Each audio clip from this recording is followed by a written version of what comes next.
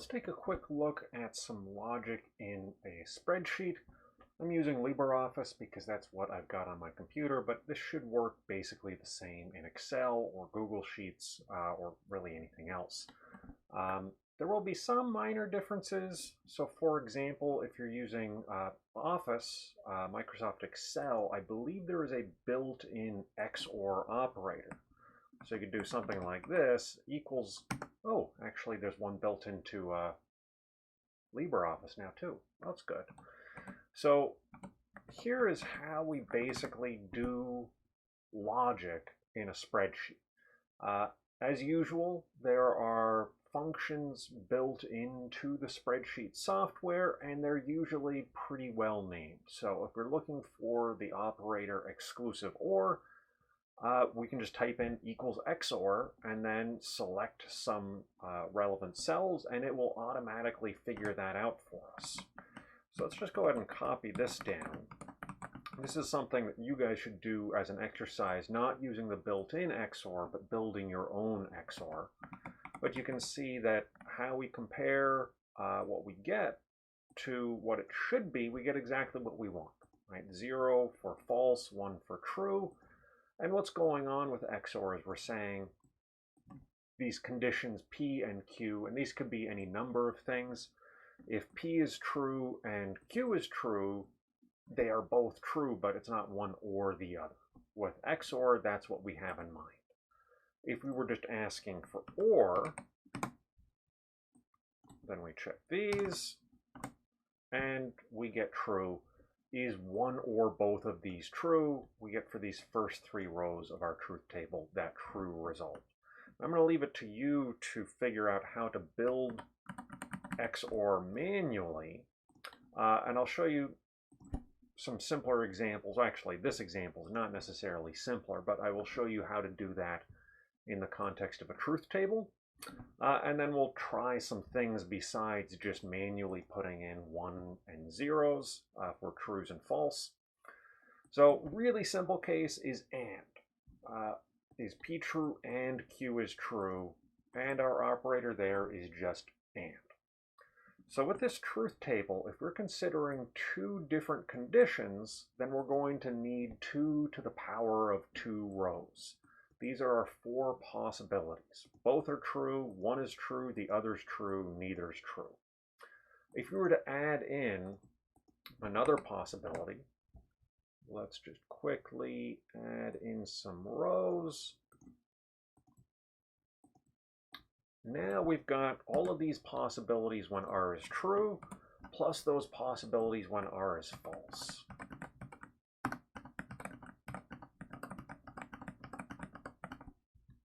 So each additional condition we add is going to double our amount of possibilities. Now this is currently referring to P and Q and not to R. So we just expand this and we say and for these cells.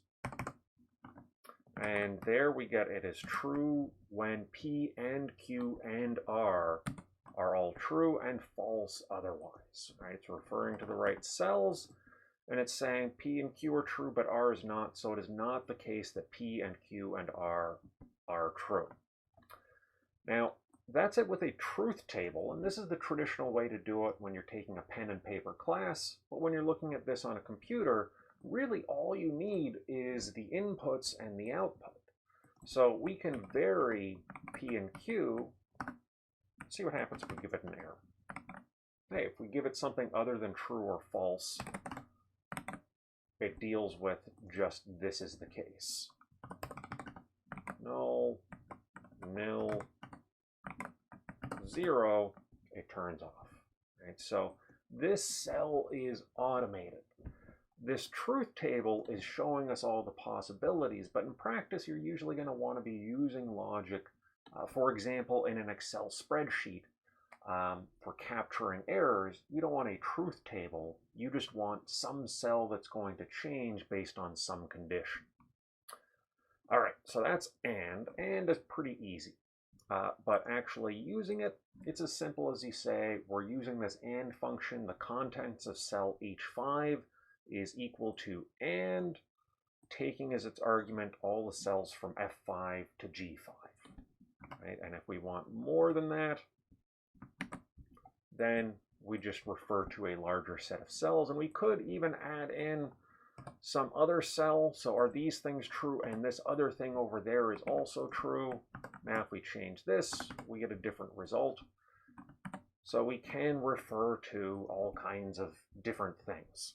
If you're with me in 390 using R, you might be looking at several different conditions based on things, variables in your data set that you're working with at any given time.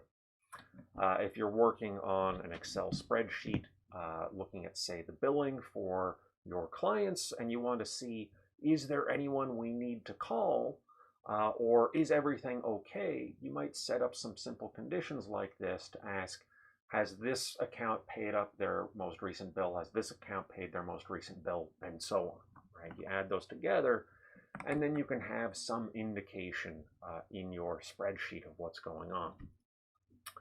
Now, let's look at the conditional statement. If P, then Q. Now, the example I like for this, the thing that sort of makes it fit best for me is, let's imagine P is, if I get paid this week, then Q, I will pay you back that $10 you lent me the week before. So if I get paid back and I pay you back, I have fulfilled my promise. My statement of if I get paid back, I'll pay you back turns out to be true. Now, if I get paid and I don't pay you back, then it's false, right? And that part is easy. These first two rows, these are the simple cases. That leaves the question of, well, what if I don't get paid back? And in that case, it turns out it doesn't really matter whether or not I pay you back. My promise is still essentially good. Now, part of this is just a matter of definition, but with this example, it's a little bit easier to see why this is the definition. So if I don't get paid back and I pay you back that money I owe you, then I've definitely fulfilled my promise. My promise is still true that if I get paid, I will pay you back. It's a little weird here because technically I'm not getting paid, but I'm still paying you back. And then next week I get paid. I'm not going to pay you back again, but I fulfilled my promise by paying you back. If I don't get paid and I don't pay you back, well, I haven't fulfilled my promise, but my promise is still valid, right? It is still the case, or we are still going to say it is true that if I get paid, I will pay you back. You'll see examples in textbooks. You'll see examples all over the place when you're looking into this of things like, if pigs fly, then X, Y, Z. And those sorts of statements, when pigs fly, I'll be the president. That is true by this definition of the conditional, because pigs aren't going to fly. So whether or not I become the president, it is still a valid statement. It is still true to say, if pigs fly, then I will be the president, right? So this is sort of just, if I actually fulfill my promise is good. If I actively don't fulfill my promise when I should have, the promise is not good. And otherwise, the promise still stands. It's still effectively good. Now, to actually produce this, let's see, can I do this? There we go. Here's what I've got in these cells. This is kind of a complicated nested thing. It's not as complicated as it can be, but let's take a look at what we've got. So first off, we're looking at some OR condition. And actually, you know what, let's take this whole thing, let's unbreak that. Let's take this whole thing and we'll put it somewhere else so that we can break it down a little bit further. And you'll also notice, oh, I've got a comment here from last semester, false and zero, exact same thing as far as your spreadsheet software is concerned. All right, let's look at just the values. So fundamentally what's going on is we're asking, are one of two conditions holding? And those conditions are, do I get paid and pay you back, or did I not get paid? So if I didn't get paid, then the promise is good. So let's go ahead and create a new column here, and we can split up all this mess that we've got built into here. So we can ask, not P, this is going to be a key thing to ask, and we just say equals not whatever we've got in the P column. And we copy this down, make sure that copied correctly. This is just taking the reverse of whatever we've got in this column. Right? So this is one condition we want to look at. The other condition is P and Q true. So here we can just ask and, like we did before.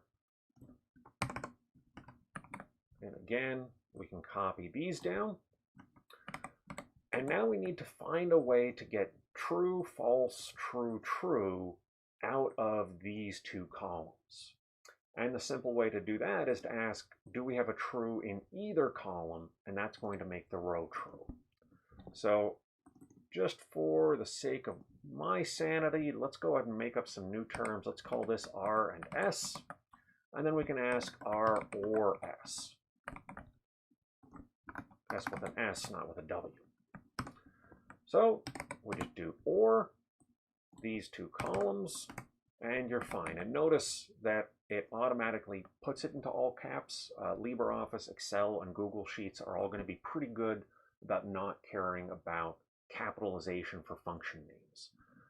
For a more robust programming language like R, it's going to turn out to matter. So we take this, we drag it down, and we get true, false, true, true. We get the exact results we're supposed to get based on the definition. And we've got it so that if we switch things up, this is automatically updating to the correct thing. Right? So I've done this version of this assignment a lot of times, and I'll ask for, here's what it should be, give me that. And I get these submissions of students saying, well, this should be 0 and 1 and 1 and 0. But what happens if I change this to 1? This is no longer valid. It's not correct. It did not update. So I don't want the definition. I want something like this where it's going to give me the outcome appropriately. So your spreadsheet is going to probably switch stuff to these Boolean values, these trues and falses, but it's going to read zeros and ones appropriately. If you wanted to turn this back into a 0 or 1, you should be able to do something like just 1 times this, and that should give you the right result. And again, you could put that into a big nested mess, or you could do it a little bit easier and spread it out just so you can see each individual part, and this makes it a little bit easier to fix your mistakes also, this approach over here. This, well, I'm not really sure why it's giving me 1s and 0s in this case, but whatever. In this case, it gave us Booleans. You don't need to worry about that for this class. All right, so again, automate this, but don't use XOR because, well, that's the easy thing. You're not challenging yourself when you're doing that. Let's come back to this conditional. So again, like we said with the AND, we can just do one row. This is going to automatically update if we put in the right thing. If we put a false over here, we're still going to get that 1. We don't need the full truth table. In the case of adding an extra condition, we'd still be asking if P then Q. We can't just say, we can't roll it together.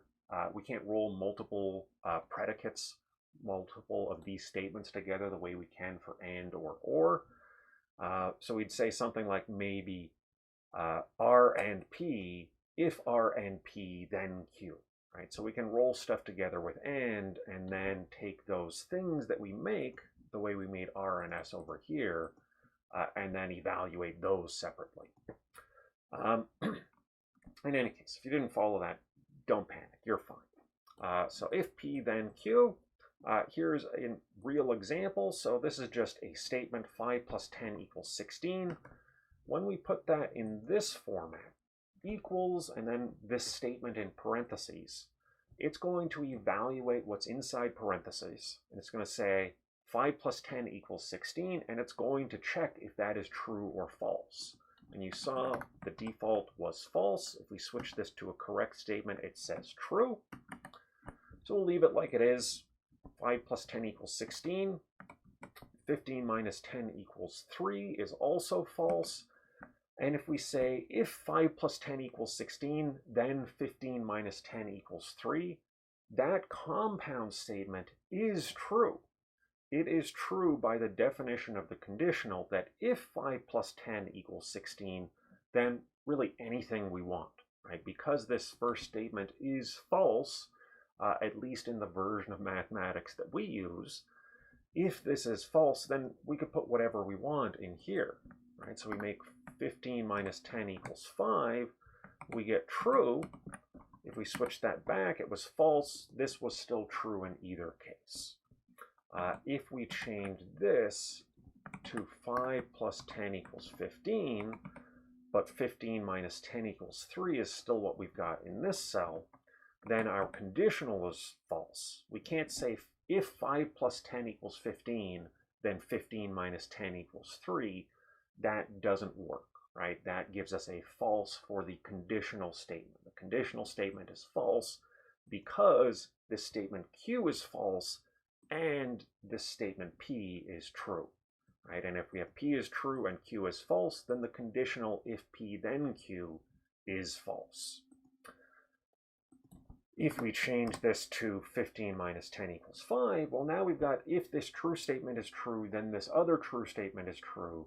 The compound statement is now true, right? And again, if we change this back to a false statement, it doesn't matter what the second statement is. Because the first statement is false, the conditional overall is true by that definition of the condition.